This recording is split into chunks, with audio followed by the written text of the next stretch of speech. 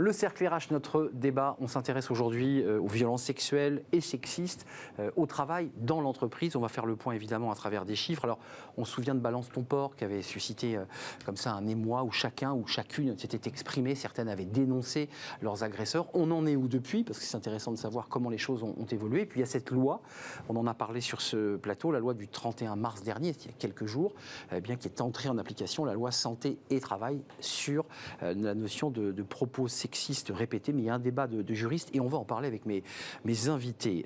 Marilyn Baldec, merci d'être avec nous. Vous êtes déléguée générale de l'AVFT. Nous sommes d'accord, l'association européenne contre les violences faites aux femmes au travail. Faites aux femmes au travail. On viendra sur certains de vos chiffres qui sont assez impressionnants. On les commentera. Face à vous, Valérie Duez-Rueff, merci d'être avec nous. Duez-Rueff, vous êtes avocate et coach en développement personnel et auteur de ce livre, Le Code de la mère active, coaching juridique sur la conciliation maternité et carrière, qui est un autre sujet. Mais en tout cas, merci d'avoir répondu à notre invitation. Et puis Jean-Christophe Villette est avec nous. Bonjour Jean-Christophe. Bonjour. Cofondateur et directeur associé du cabinet Équilibre. Exactement. Et on commentera à travers des chiffres qu'on a extraits d'un sondage Opinionway sur la manière dont on ressent, dont on est victime d'ailleurs, avec des chiffres extrêmement précis de ces femmes. En particulier, j'ai vu qu'il y avait des hommes aussi qui étaient sondés et qui certains s'étaient sentis agressés. On en parlera peut-être sur ce plateau. La loi du 31 mars, alors on l'avait évoqué, et je me tourne vers vous, évidemment, Valérie Duez-Rueff, elle met dans le marbre, à travers cette loi, l'idée que les propos répétés, propos sexistes répétés, peuvent être pénalement condamnables et condamnés. Vous le confirmez, c'est ça la nouveauté. Alors, la nouveauté, de toute façon, c'était déjà dans la jurisprudence et puis c'était aussi dans la définition. Mais elle est dans la loi. C'était déjà dans la définition du Code du travail. Ça a été un petit peu plus, enfin, la définition dans le Code du travail s'est rapprochée un peu plus de la définition du Code pénal, mais ça englobe maintenant aussi les agissements et les propos sexistes. Et puis, ça vient aussi créer ça vient aussi rapprocher par rapport au harcèlement d'ambiance, c'est-à-dire que ce n'est pas forcément une personne envers une autre. Donc ça le voisin, l'environnement, on travaille sur l'environnement. Au travail. Est-ce que vous partagez à la fois cette loi, est-ce que vous dites on fait un petit pas de plus parce que ça permet d'élargir aussi, parce que parfois on entend, parce que parfois on voit, et on ne dit rien, parce que la loi conforte et confirme cela? En fait, donc, le Code du travail vient de rejoindre le Code pénal en ce qu'il rajoute le sexisme, la notion de sexisme dans la définition du harcèlement sexuel. Mais ce n'est pas une révolution. C'est pas une révolution parce que le Code du travail interdisait déjà tout agissement sexiste au singulier. Toute forme de pression grave, parce que c'est ce que rajoute la loi. Avant, c'était les pressions graves. Là, aujourd'hui, vous avez des propos, pour le dire concrètement. Une femme a des propos, et on y reviendra sur votre sondage, parce que c'est la grande majorité, j'entends des sifflements, des mots vulgaires, désagréables. La loi pourra le sanctionner. C'était déjà le cas auparavant. D'accord. Ce que la loi du 31 mars 2022 ajoute, c'est en fait une codification, enfin un ajout dans le Code du travail d'une notion juridique qui existait déjà, mais qui était arrivée par la jurisprudence, qui est donc la notion de harcèlement sexuel environnemental. Et je suis bien placée pour en parler, puisque c'est notre association qui l'avait obtenu. Donc aujourd'hui... Bonne nouvelle donc. Plutôt, bon, encore une fois, ça ne va pas non plus changer énormément les standards en matière de harcèlement sexuel, puisque ça existait déjà par la jurisprudence, mais ça vient un peu simplifier les choses. Jean-Christophe Villette, vous êtes d'accord? Ça va complètement dans le bon sens de toute façon. Ça va dans le bon sens. Absolument. Ça veut dire que le juge pourra s'appuyer sur ce nouvel article pour condamner quelqu'un qui aurait eu, pour être concret, des propos sexistes dans une entreprise. On est d'accord? Il pouvait le faire sur d'autres dispositions auparavant. Là, ce que le juge pourra faire, c'est de s'appuyer en fait sur cette nouvelle disposition pour sanctionner un acte unique de harcèlement sexuel si l'auteur des faits avait conscience qu'il venait en rajouter une couche par rapport à des comportements déjà existants, ou s'il s'est coordonné avec d'autres personnes pour cibler sexuellement. Circonstance aggravante en quelque sorte, qui vient s'empiler sur ce qui avait déjà été fait préalablement par cette même personne. C'est la notion de répétition c'est ça qui vient caractériser. Jean-Christophe Villette, je me tourne vers vous parce que votre cabinet est sollicité, travaille sur ces questions, le cabinet Équilibre. Vous avez commandé un sondage Opinionway, on va en voir quelques chiffres, mais depuis Balance ton port, puisque ça a été une explosion, ça avait démarré par cette personne qui avait dénoncé les agissements d'un homme lors d'une soirée avec lequel elle entretenait une relation professionnelle et qui avait eu des mots, pas des gestes pour être précis, puisque c'est allé au tribunal, des mots déplacés, vulgaires. Qu'est-ce qui s'est passé depuis ? Est-ce que ça a libéré la parole ? Est-ce que les gens en parlent plus facilement ? Ou est-ce que finalement on est revenu avant Balance ton port ? Il s'est passé depuis un certain nombre d'actions dans les entreprises. Alors, avec Équilibre, nous ne sommes pas une organisation de juristes, ni une organisation qui a pour vocation à faire du lobbying particulier. Nous sommes un cabinet de préventeurs. C'est ça qui occupe toutes nos journées. Et pour faire le lien avec l'échange qu'il y a eu avant, je ne rentre pas dans le débat juridique, mais je pense que d'un point de vue de la sensibilisation, simplement sur le partage de cette définition telle qu'elle pouvait être faite dans des informations, le fait de rajouter le sexisme va apporter pour monsieur ou madame tout le monde un acte supplémentaire dans le bon sens de sensibilisation. Après, il y a eu un certain nombre d'actions, principalement dans les grandes entreprises, c'est ce qu'on a observé. Le mouvement MeToo, Balance ton port, ou le mouvement avec les lionnes dans la com et dans la publicité, était principalement orienté, ne l'oublions pas, sur des actes quelque part qui attendaient des faveurs de nature sexuelle et très peu sur le sexisme ordinaire. Même si c'était présent, ça mettait peu en avant et peu en relief le sexisme ordinaire, et on revient aux représentations un peu initiales du harcèlement sexuel, sur le fait, à un moment donné, de vouloir obtenir une faveur de nature sexuelle. C'est bien au-delà de ça, vous l'avez expliqué, et le fait d'intégrer le mot sexisme va être un point aidant dans la sensibilisation du quotidien et dans l'ordinaire du travail. Ça, c'est votre sondage. On peut commencer par ce chiffre. 60% des salariés concernés au cours des 12 derniers mois, 16,5 millions d'actifs concernés par ce sujet. Là, on fait référence à quel sujet? Sexisme ou violence sexuelle? On est dans le sexisme. Là, on fait référence à des agissements à connotation sexuelle et ou sexiste. C'est 60% des personnes interrogées. Et dans les précédents sondages qu'on avait pu regarder, on avait des chiffres sur l'ensemble de la carrière. On s'est concentré sur les 12 derniers mois et on va reproduire cette mesure tous les ans. On est surpris en réalité de ces chiffres. On n'est pas surpris du fait que le sexisme est présent dans l'ordinaire de travail. On n'est pas surpris parce que on constate une augmentation des insatisfactions en lien avec ce sujet, une augmentation des demandes d'enquête en lien avec ce sujet. Mais on n'avait pas de chiffres sur les 12 derniers mois pour l'objectiver. Et donc là, on a effectivement un chiffre qui est loin d'être anodin. On voit dans le sondage, et je me tourne vers vous, qu'il y a une parole retenue. On hésite à le dire. Est-ce que la parole s'est libérée depuis MeToo, Balance ton port? Est-ce que vous le ressentez dans votre association AVFT? Est-ce que malgré les difficultés, malgré votre chiffre, vous dites que 95% des personnes qui ont été agressées sexuellement ou qui ont des difficultés sur ce sujet quittent l'entreprise? Ça, c'est vos chiffres à vous? Ça, c'est effectivement... Non, mais ce n'est pas un sondage, ce sont vos chiffres. Oui, c'est colossal, ça veut dire que la personne est brisée et n'a plus la force de revenir dans l'entreprise. Ou alors qu'elle est licenciée parce qu'on considère que c'est terrible. C'est elle par qui le scandale est arrivé, qu'il vaut mieux s'en débarrasser, pour garder le commercial qui est plus rentable qu'elle, par exemple. Effectivement, donc ce qui est sûr, c'est que c'est excessivement difficile pour une victime de conserver son emploi, y compris, d'ailleurs, même si son employeur a plutôt bien réagi en faisant une enquête, en licenciant l'auteur des faits. Il y a quoi, une forme de honte, de gêne Non, c'est pas ça, c'est que en fait, le harcèlement sexuel, c'est l'abus de pouvoir. En fait, l'abus de pouvoir, pas seulement hiérarchique, l'abus de pouvoir. Les personnes ont tendance à se solidariser avec les personnes qui en ont le plus. Et donc, dans un collectif de travail, celle qui a été victime, en général, elle est isolée du collectif de travail. Et donc, c'est difficile de garder son emploi dans ces conditions-là. Et puis, il y a toujours aussi le regard qui passe sur la victime. Donc, c'est toujours compliqué pour la victime, en fait, de rester, parce que finalement, ça la revictimise de rester dans cet environnement, même si l'employeur a réagi. Vous avez raison, c'est le regard qu'on porte sur elle. C'est qu'elle revient dans l'entreprise. On sait que c'est elle qui a fait cette dénonciation, justifiée d'ailleurs. Mais il y a une forme d'embarras des deux côtés. En fait, personne n'ose en parler, on se regarde bizarrement et la personne s'en va. Et pour moi, le plus gros apport des affaires MeToo, Balance ton port, c'est non pas à l'égard des hommes, mais vis-à-vis des femmes, d'apprendre justement, finalement, que des comportements qu'on a, en tout cas de notre génération, trop longtemps acceptés, ne sont pas acceptables en réalité. Et c'est peut-être ça aussi qui libère la parole des femmes. Elles se rendent compte que finalement, il y a certains propos qui ne sont pas normaux et qu'elles n'ont pas à accepter. Et on va revenir sur la notion de pédagogie, de travail dans l'entreprise, de faire de la formation, d'expliquer, de faire des réunions, parce qu'en fait, il faut libérer la parole. Certains hommes considèrent que certains mots sont tout à fait normaux et il faut que des formateurs, des gens de l'extérieur leur expliquent, non, il ne faut pas le dire comme ça, on ne siffle pas les femmes dans l'entreprise, ça ne se passe pas comme ça, non je pense que, moi je crois pas tellement en fait à l'idée selon laquelle il y aurait des personnes qui penseraient que siffler une femme dans une entreprise c'est possible. Je pense qu'ils le font en sachant que ça n'est pas acceptable, mais ils le font parce que c'est accepté dans cette entreprise-là. Une forme d'impunité en fait. Donc du coup, la prévention, elle porte aussi sur la modification des standards culturels à l'intérieur d'une entreprise. Ça demande du travail, du temps et ça demande aussi de la volonté des employeurs. Dans votre sondage toujours, parce qu'il est très très riche ce sondage et il nous informe de choses qui sont assez incroyables. Quel type d'agissement les plus fréquents? 47% de personnes interrogées déclarent entendre des blagues à connotation sexuelle et 38% des blagues à connotation sexiste et de genre. Là, vous êtes un cabinet, là vous avez un sondage, vous avez un diagnostic, vous avez une photo.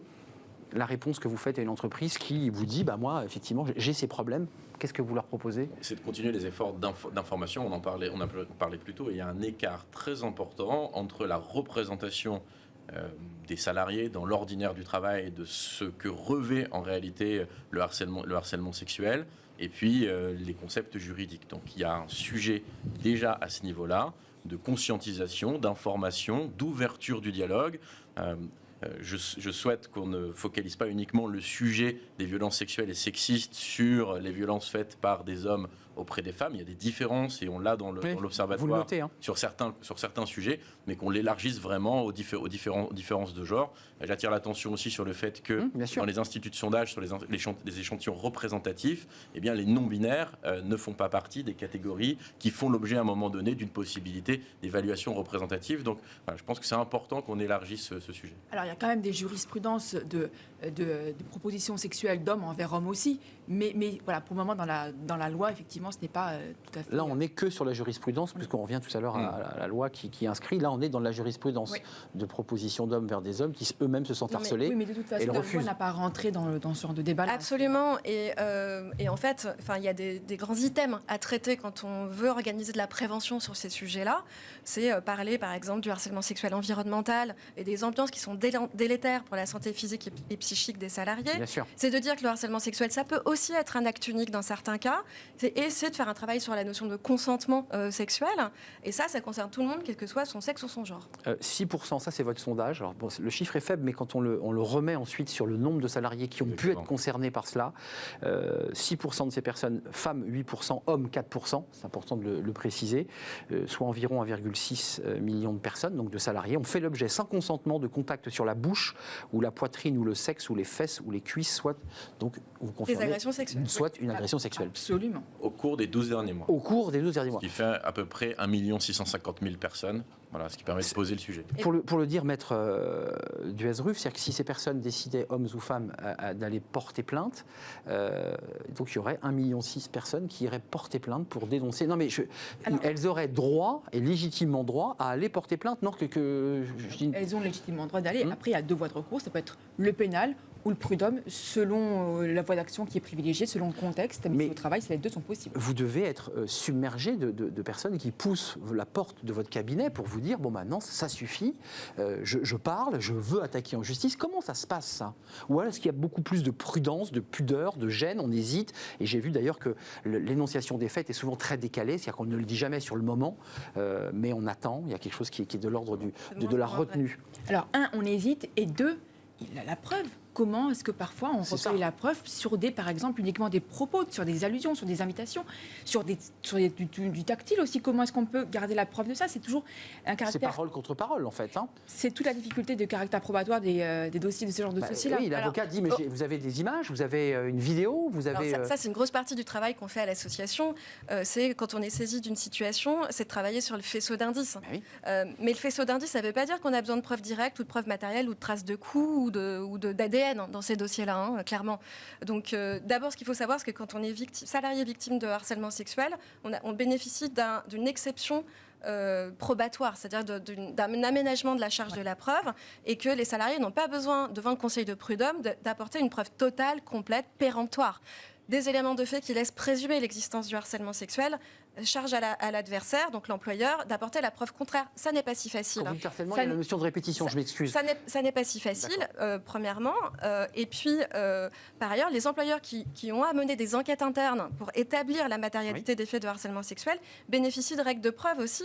Ils n'ont pas besoin d'avoir des caméras de vidéosurveillance pour faire la preuve du harcèlement sexuel. Il faut qu'ils maîtrisent la technique du faisceau d'indices. J'entends, mais vous défendez ces victimes. Après, le juge, il a quand même besoin de quelques éléments, quand même. Justement, c'est là que je voulais rebondir sur ce que disait Marilyn, c'est qu'en effet, la charge de la preuve est aménagée, mais il faut déjà amener un début de preuve. Et puis après, la difficulté que nous avons, c'est que les juges ne vont pas toujours dans notre sens. Alors, c'est vrai qu'en matière du droit du travail, c'est le Conseil de prud'homme qui est la première juridiction à être saisie, que les conseillers prud'homaux... Qui ne sont pas des juges professionnels en première instance. Les conseillers prud'homaux ne sont pas des juges professionnels et ont parfois une appréciation du droit toute personnelle. Donc, souvent, vous il faut souriez, aller... mais c'est un sujet quand même. C'est un vrai sujet, sur ces questions. 70% des décisions de prud'homme sont portées devant la cour d'appel. Donc, il y a quand même une réelle difficulté. Et le pourcentage d'hommes et de femmes qui siègent à ces conseils de prud'homme en première instance? Ce sont des juridictions très masculines. Masculine. Non, mais nous sommes d'accord. Mais cela dit, ça ne veut pas dire qu'on a de meilleures décisions quand des femmes siègent. Non. Enfin, je voudrais un tout petit peu nuancer. Les femmes ne sont pas toujours les alliés des femmes. Mais par contre, des chiffres qui peuvent être intéressants, c'est-à-dire quand même, les salariés victimes de harcèlement sexuel ont beaucoup plus de chances d'obtenir justice et réparation devant le conseil de prud'homme, en fait, devant les juges du travail, devant la cour d'appel, chambre sociale, que dans une procédure correctionnelle contre l'auteur des faits. Donc là, moi je le vois en tout cas à l'aune des dossiers qui sont suivis par l'association, on gagne à peu près dans 80% des cas. Et quand les employeurs ont licencié l'auteur des faits pour harcèlement sexuel et que celui-ci se retourne contre l'entreprise... Au prud'homme pour dire mon licenciement il était illégal... Là, ce sont les employeurs qui gagnent dans plus de 75% des cas. Donc attendez, vous nous dites sur ce plateau qu'au-delà du choc que l'on ressent quand on est victime de ce type de harcèlement ou d'un acte isolé, il faut, une fois qu'on est sûr de soi, porter la parole, aller en justice et se battre. C'est un peu, il faut être bien entouré, il faut avoir des juristes autour de soi qui maîtrisent bien ces sujets-là, qui savent monter un dossier, qui connaissent les règles de preuve, qui savent quels sont les fondements juridiques à invoquer. Enfin, je ne dis pas qu'on gagne à tous les coups, hein, évidemment, mais je dis que quand ces dossiers sont bien travaillés, il n'y a pas de raison que ça se passe mal. Et puis, c'est important aussi pour la victime de se réapproprier son histoire en prenant en allant devant la juridiction. C'est violent, évidemment, d'accuser et de voir une juridiction qui ne reconnaît pas votre statut, en tout cas une victime, d'avoir subi ces violences. Il y a aussi, encore une fois, et là on se projette un tout petit peu, il y a l'acte en lui-même, il y a le moment de prendre la parole et d'aller devant une juridiction, et puis ensuite il y a les conséquences psychologiques. C'est-à-dire que ce sont des personnes qui sont abîmées. Il y a un impact physique sur elles, ça dégrade pour 37% leur bien-être au travail, c'est 6 millions de personnes. D'après le sondage, 33% de ces personnes ont déclaré que cela a impacté leur motivation au travail. Évidemment, tout d'un coup, il y a une sorte de baisse d'initiative, de régime. On n'est pas bien à cause des regards qu'on évoquait tout à l'heure. Et puis, il y en a 30% que ça a impacté leur confiance. Ça a des conséquences terribles. Là, ça vous concerne directement, votre cabinet? Ça nous concerne avant même les impacts, puisque ça nous concerne dans la dimension de prévention conseil. Et oui.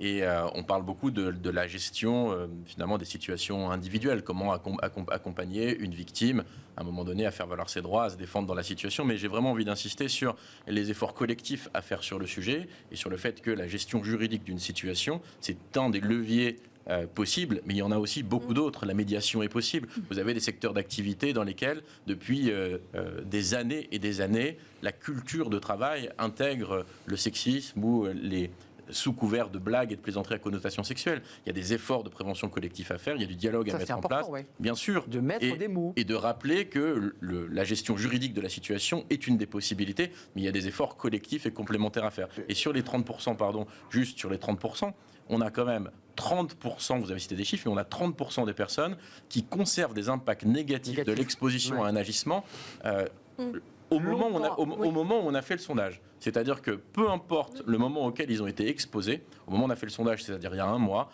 30% des personnes conservent un impact négatif, que ce soit sur la motivation, sur l'engagement au travail. On a une avocate, on a une association qui est aux côtés de ces femmes victimes, majoritairement des femmes ou des hommes? Majoritairement, mais pas que. Pas que, vous avez aussi des hommes. Quelques-uns. Quelques-uns qui viennent... Ils sont victimes d'autres hommes. D'autres hommes. Ouais. Donc des avances, des gestes, des mots... Des agressions sexuelles, des viols. Des viols. Aussi. Excusez-moi d'être un peu concret, là on parle d'homme à homme, c'est un sujet un peu tabou puisqu'on parle souvent de ce rapport homme-femme très patriarcal, là on est d'homme à homme. Ensuite il faut apporter la preuve, c'est tout le débat. Enfin, excusez-moi, c'est pareil. Non, mais si on vous vole votre portefeuille, il y aura la question de la preuve aussi. Exactement. Donc c'est toujours la question. Mais là, en l'occurrence, je l'ai plus. Moi, en tout cas, je répéterai jamais assez que si on continue à dire et on fait croire aux victimes. Et on fait croire aussi aux agresseurs que c'est la parole de l'un contre la parole de l'autre. On perpétue un système d'impunité et une chape de plomb sur le sujet. Il y a des techniques pour faire la preuve. Elles sont perfectibles, elles se défendent, elles se plaident. Et en fait, on voit que, alors ça marche pas à tous les coups, mais en fait, si on y croit et si on travaille ces dossiers-là, ça finit par marcher. Il y a la police, il y a le travail des policiers qui doivent entendre dans des conditions optimales à la fois la victime, savoir lui parler, mais aussi entendre et interroger la personne qui a commis, présumé innocent, mais qui aurait pu commettre ces faits. Mais il y a une mauvaise nouvelle dans votre sondage, c'est que c'est en général les collègues de travail qui sont les premiers réconforts, ça c'est la majorité, 36%. Par contre, 24 ont trouvé un soutien auprès de leur hiérarchie. En revanche, ils ne sont que 19% des personnes à trouver du soutien auprès des ressources humaines. C'est-à-dire, est-ce que là, il y a un petit déficit au niveau des RH? C'est-à-dire que les RH, sur ces sujets-là, sont un peu en difficulté ou pas? En tout cas, sur les 19%, c'est sur 100% des situations, 19 ont trouvé un soutien jugé satisfaisant par la sphère RH. D'accord. Et donc, dans les 81%, il y a à la fois des situations qui sont remontées jusqu'au niveau RH et des situations qui ne sont pas forcément remontées jusqu'au niveau RH. Mais se pose déjà le sujet de la proximité RH par rapport aux situations de travail. On l'observe sur un certain nombre de situations et une fois que les situations remontent, quelle est ensuite la capacité à pouvoir les prendre en charge. Mais c'est vrai que ce chiffre-là invite en tout cas au dialogue au sein des fonctions RH. Enfin, une prise de conscience, excusez-moi. Une prise de conscience entre la prescription de la prévention et la réalité de sa mise en œuvre.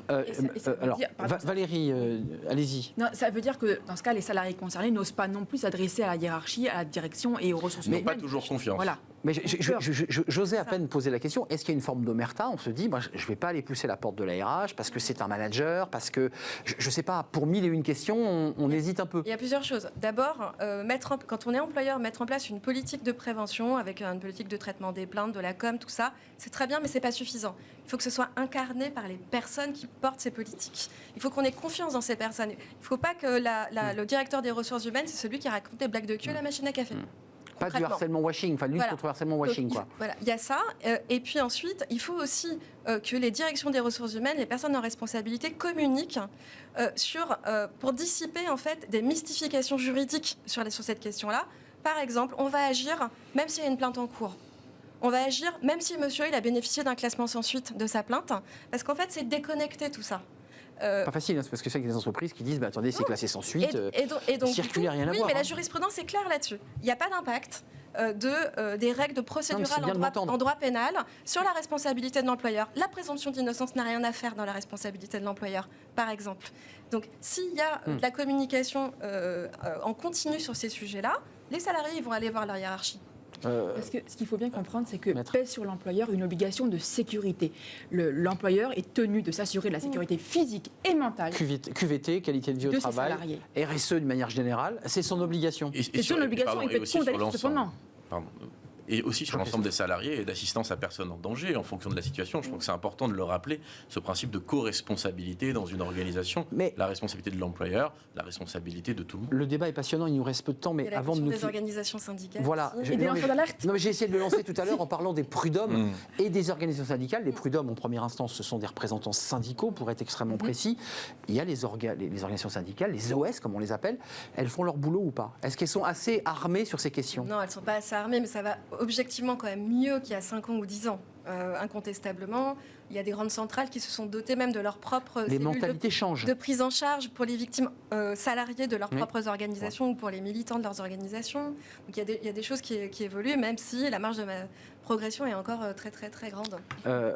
Et je voulais rebondir sur ce que disait Christophe, merci tout à l'heure, par rapport justement au fait de dénoncer aussi ce qui se passe à un contexte environnemental, c'est que les lanceurs d'alerte, ceux qui sont témoins d'agissements sexistes ou d'agressions, sont protégés s'ils dénoncent. Ils sont protégés contre toute sanction, que ce soit une sanction pécuniaire, une absence de promotion ou un licenciement. Ils sont protégés contre ça. Donc, justement, il faut pas hésiter. Ils ont donc le statut de lanceur d'alerte dans ce cas-là? Oui. En quelque sorte. Hein, parce qu'il y a un petit débat juridique là aussi sur D'où l'importance de vraiment renforcer l'information dans